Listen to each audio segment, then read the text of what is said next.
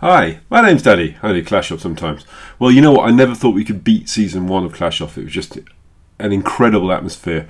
But I have to say, the Clashoff Season 2 has been absolutely awesome and a complete nail-biter right to the end. Well, both sides fought incredibly valiantly, and it's with absolute great pleasure I bring a summary of how we all did. But you need to check out Clash on Gan, Landon and Galadon's channels also, because they're going to be doing similar updates to mine. Okay, so let's get started. Firstly, as you can see, my clan castle has got full of war loot. That means, yes, indeed, we won. Absolutely amazing. What a score. 125 against 115. I'm calling this more of a draw with the advantage to us than a win for us, because both sides did just incredibly well. So if you look at the numbers, we actually won less attacks than they did. However, we got more 3 and 2 stars, so we were really more effective. I think the strategy I'm going to explain to you, what we did, really worked out well. So we played it as two parts. Firstly, it was a mad rush to raid, and that was partly due to the fact that the guys were Twitch streaming it out, and everybody, of course, wants to get their raids on screen. The second half, we looked at mopping up and converting those lower level 2 stars to 3 stars. So here's one of the first raids at the start. So this is Trevor. He's taking out the air defense. He's going to pop another lightning down on that air defense, and he's going to blast dragons right down from the top. Trevor's an equivalent strength to Phoenix from Lost. I was going to say Lost Phoenix there for a second. To Phoenix from Land on Gan, but I just love the way he put the dragons in the middle there, so that the bunch of dragons he's going to put down at the top is really just going to barrel down on top of those air defences, because they really need to take those air defences out quickly. So there go the dragons, and there go the air defences. I think Sidekick would be proud of you, Trevor. Very good. You see how the king distracts the dragon there, draws it down a bit further. So at this point in time, this was probably the first hour really, and it's just a mad rush, and both sides were really focusing on getting their raids in. A little bit of a finish up there for Trevor with his BK, and a fantastic 3-star win there with dragons. Hats off to you, sir. Okay, so next up is going to be Jordan from Galadaddy attacking the famous Noteworthy and his fabulous base design there. So he's going to draw out the troops with some wizards, whack down some lightning. See, the most important thing, and I know that the other guys have touched on this as well, is the fact that when you have people with maxed out troops in a clan with people that don't, it can really give you the edge to put in wizards, maxed out wizards, witches, maxed out dragons, etc. So that's a great way that you can support your clan. And then he goes with the rage. Pekka takes out the outline. There's 2 Pekkas take out the outline buildings. Now these are just basic Pekkas, right? They're what level? Those are level 3? Or no, those are level 2 Pekkas, right? I can't remember that. It's been so long. You know what? I should start making Pekkas of Junior.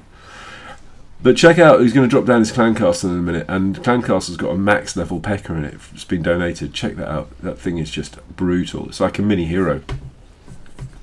Mopping up for 2 stars. Well done, Jordan. Excellent job.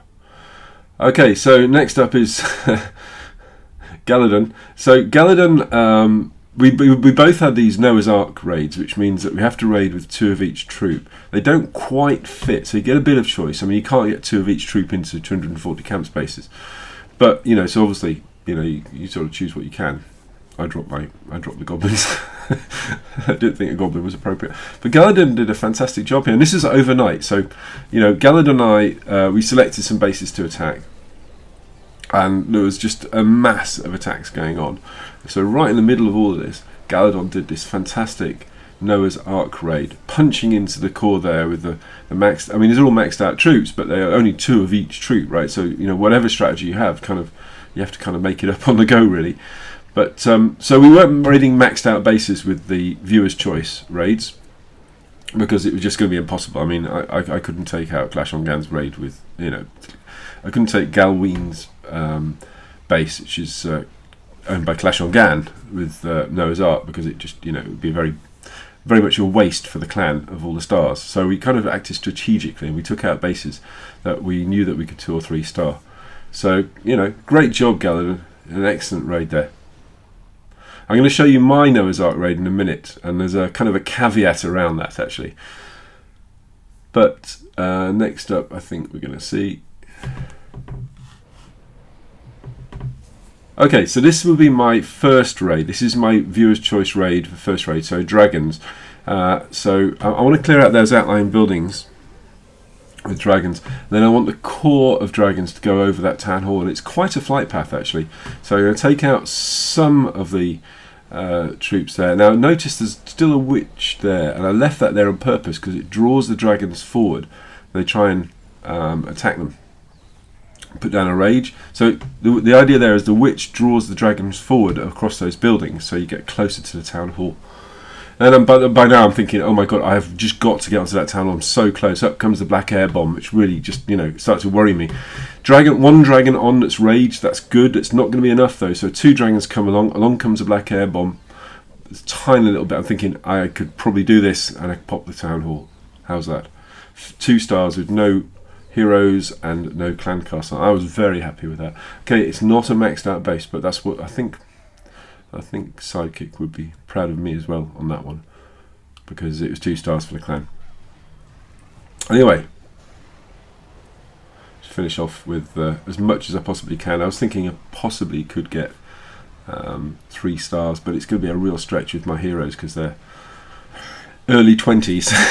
My heroes. If I had level 40s, I think I could probably just steamroller past everything, but unfortunately it wasn't really possible. But you know, I was quite happy with 83% for that one.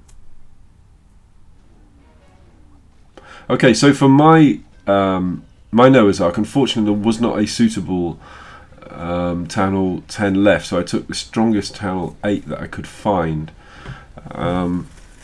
It was unfortunate. I would have preferred to have taken a Town Hall 10 as the plan said, but you know, I mean, I'm just not going to waste the raid because it's not going to be any good for the clan.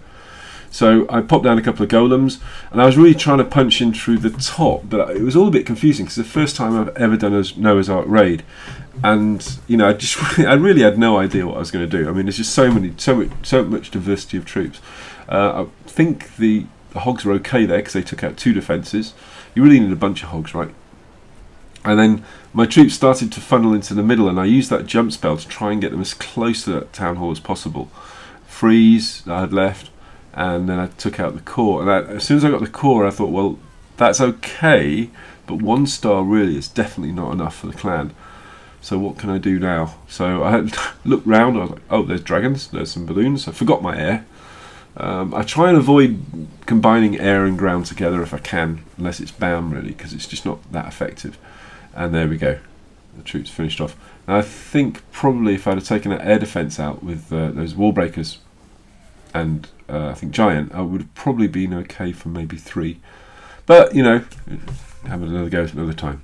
I quite enjoyed that though.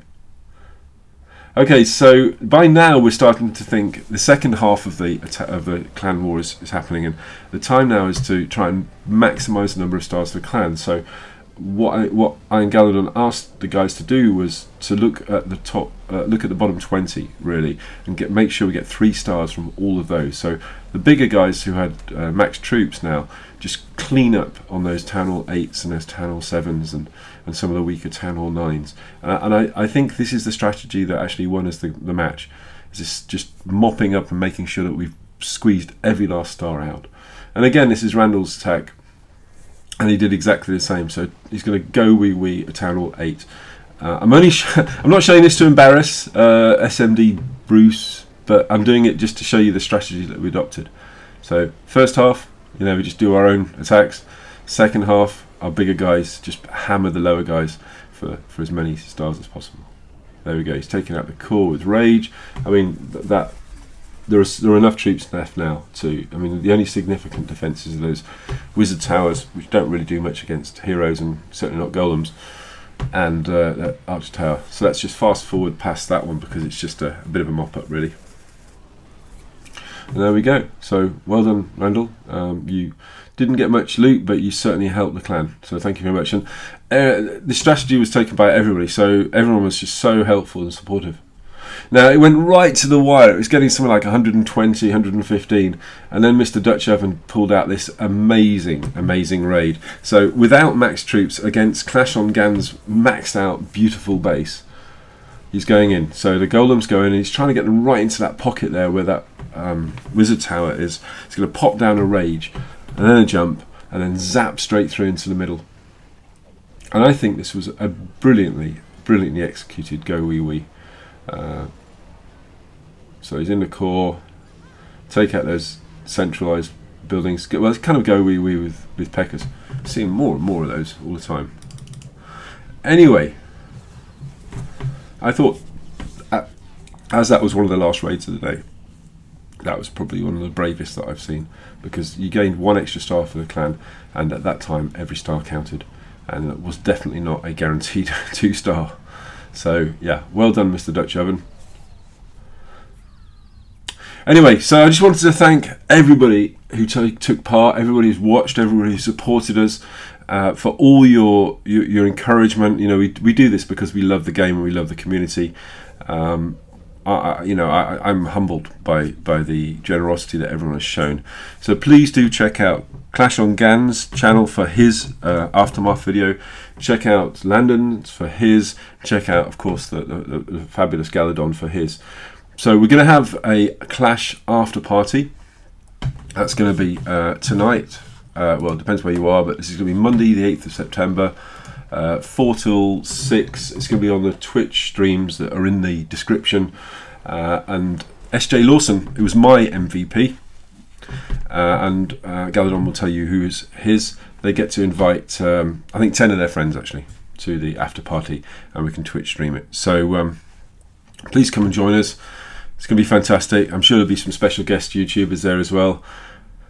You guys are just amazing, and I personally, hand on heart, I'm really looking forward to Season 3 of Clashoff. Thank you for watching. Take care. Bye for now.